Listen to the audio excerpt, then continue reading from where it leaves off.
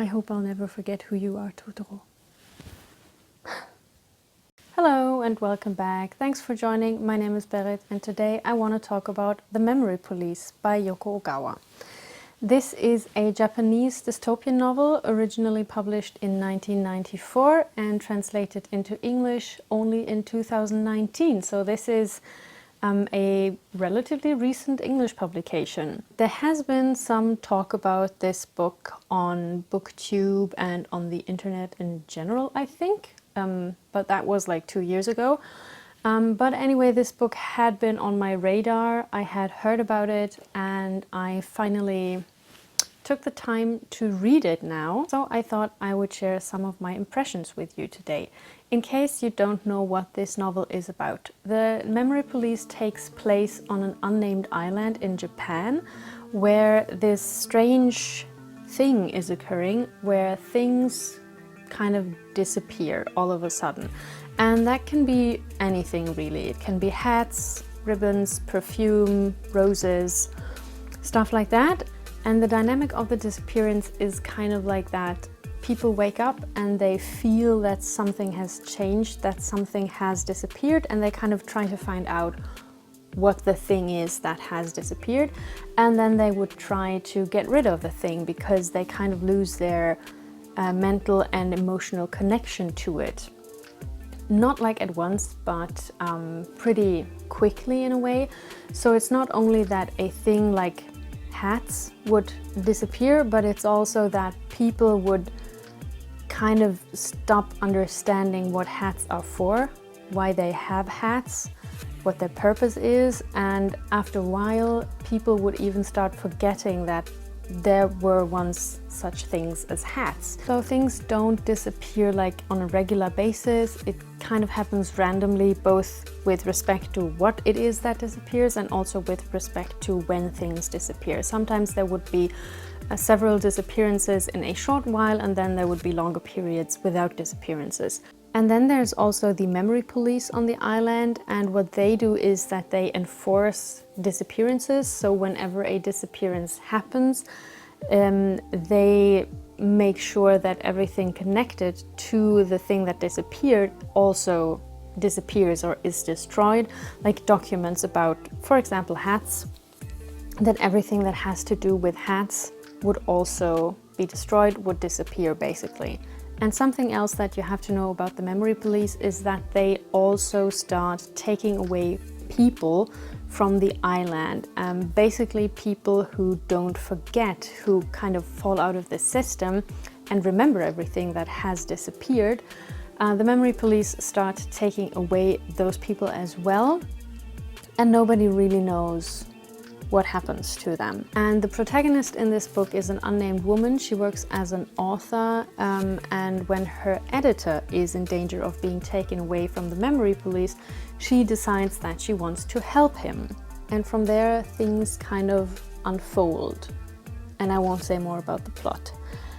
I think the thing that's most interesting about the book, and a thing that intrigued both people who really loved the book and people who found it kind of boring in the end, is the world building here, because it's very, very interesting. It was also the thing that intrigued me the most before I read the book, because this whole concept of things disappearing and people forgetting what things are, and people losing the memory of things, and like the ability to remember what that thing is and what purpose that thing has and stuff like that.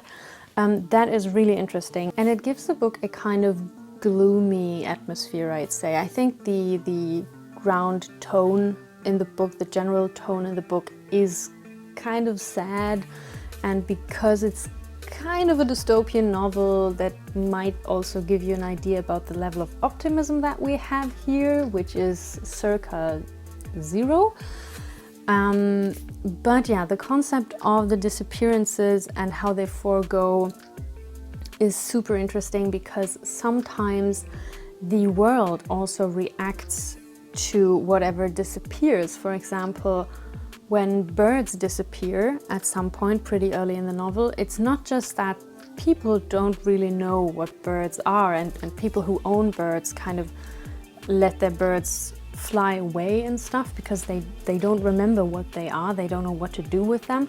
But also, if I understood it correctly at least, the birds kind of leave the island. So there are also no birds in the sky anymore, which is kind of scary, I think. It gave me Silent Spring vibes, to be honest. Or when fruit disappear, like all kinds of fruits, the fruits would actually fall from the trees in like a couple of days. So I thought that was really interesting, that here and there nature and the surroundings, everything reacts to the disappearances. At one point even the weather, or well, the climate actually. So that is super interesting, and I was wondering a lot whether we would get an explanation for that in the novel, or whether it was like just how the world works. But also you have kind of allusions to that things had been differently before, that it wasn't always like things disappeared, that this just started happening at some point, but we don't know why and we don't really know when, I think. I think we don't get to know when the disappearances started. But anyway, so the world building here is very, very interesting, it's very intriguing, and kind of unlike anything I've read, I think. Something that I think you should consider before you read the book is something that I, ironically enough, had known. I had heard about that, but at the time when I started reading the book, I also had forgotten about it again, no pun intended, and that is that the book is really slow. Like the plot and the pacing, everything's very slow. And I think that was one of the aspects that kind of threw some people off, because I also noticed that while I was reading in the beginning, the first 100 pages or so, I read very quickly because I thought, wow, this is super interesting. What a world building. And then I realized, okay, but the flow in this book is very slow, and I wasn't sure, would anything be happening?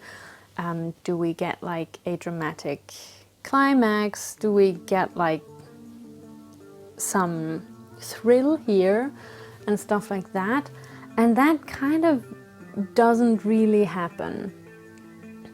And I think it's good to be aware of that before reading it, because otherwise I think the novel can be a bit disappointing. And I mean, it's not like the book doesn't have a plot, because the novelist, she starts to hide her editor eventually with the help of a friend.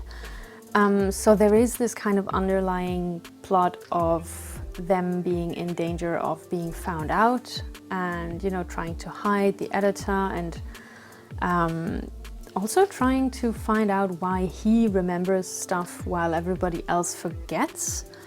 This is kind of like a dynamic that you have throughout the whole novel, that he doesn't forget while everybody else keeps forgetting things. To be very honest, I'm kind of unsure what my opinion on this book is, because on the one hand, it did throw me off that the pacing is so slow. I think I was kind of waiting for things to pick up, and I was wondering so much why the world works in the way that it works in this novel. And I was kind of like waiting for a kind of explanation about this, which we, by the way, don't get. This is kind of a small spoiler, but yeah, I think I started to get confused about that. But on the other hand, I found the book very atmospheric, and I liked the kind of nostalgic, sad beauty that's in this book.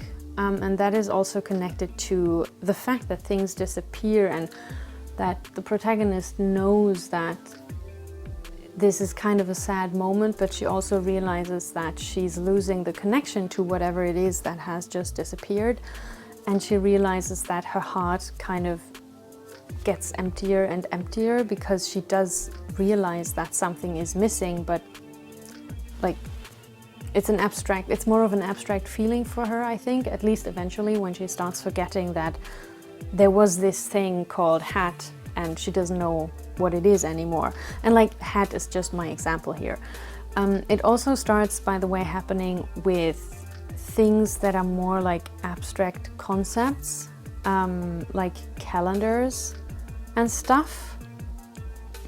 And that makes everything also very interesting, but I don't want to say much about it because I feel that this would be kind of a spoiler, because that's one of the most interesting things in the book, when things start to disappear that are not just material objects, like hats.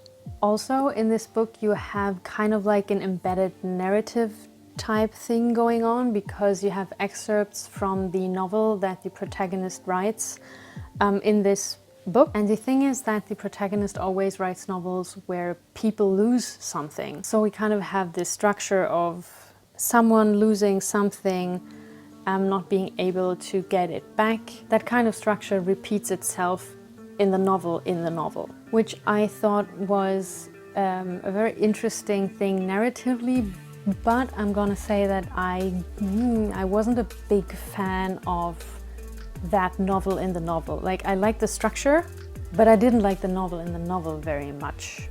One of the few things in this book that I really wasn't a big fan of, and I'm gonna mark this as a spoiler, one of those few things is the kind of romance aspect to it. I mean, I understand kind of why it's in there, but I wasn't a fan of that, because she starts a romance thing with her editor eventually, which, yeah, it's not really a surprise, but I wasn't a fan of that. Like, I don't know, maybe because he's married and has a child.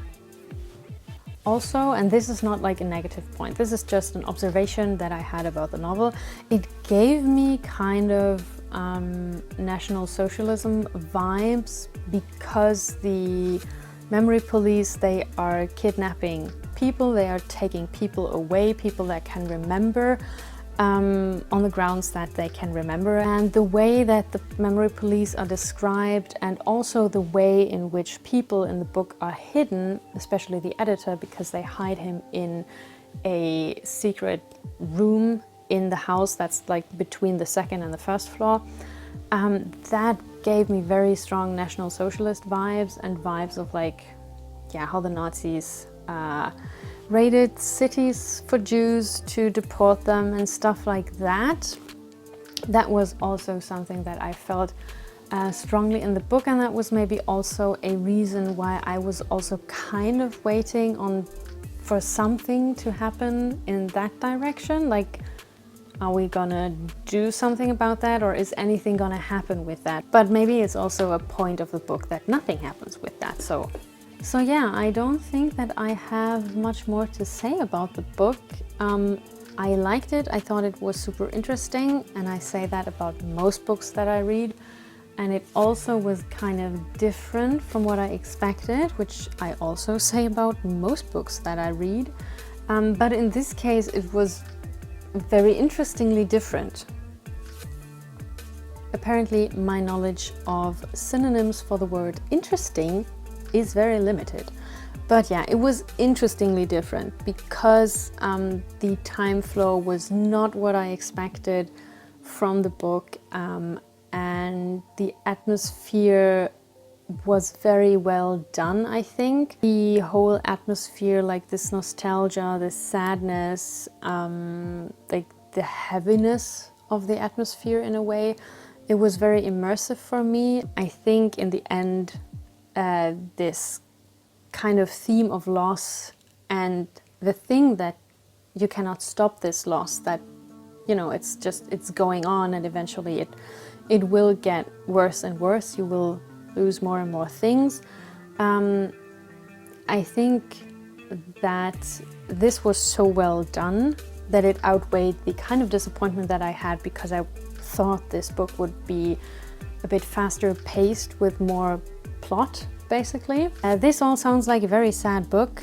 The book isn't that sad, but it's also not really not sad, so yeah. But anyway, that is more or less what I had in mind to share for today's video. Maybe I just wanted to share my indecisiveness when it comes to the question of what did I actually think about this book. I'm gonna say that I would be interested in reading more of Yoko Ogawa's works. Ooh, and something that I want to like emphasize as something that I really liked is how they use the word disappear here. Because usually you say that something disappears, but here they write that things are disappeared. And I'm not sure whether that is just me lacking English skills, because that's like a possibility. English is not my first language. But in the book it says, for example, that I think it's fortunate that the birds were not disappeared until my father died. And then it says when the hats were disappeared and stuff like that. And I kind of understood that as a linguistic take on the whole aspect that the memory police enforce the disappearance, that the disappearances don't just happen, but things are also made to disappear by the memory police, and the memory police kind of come and make sure that those things really disappear. I thought that was very interesting.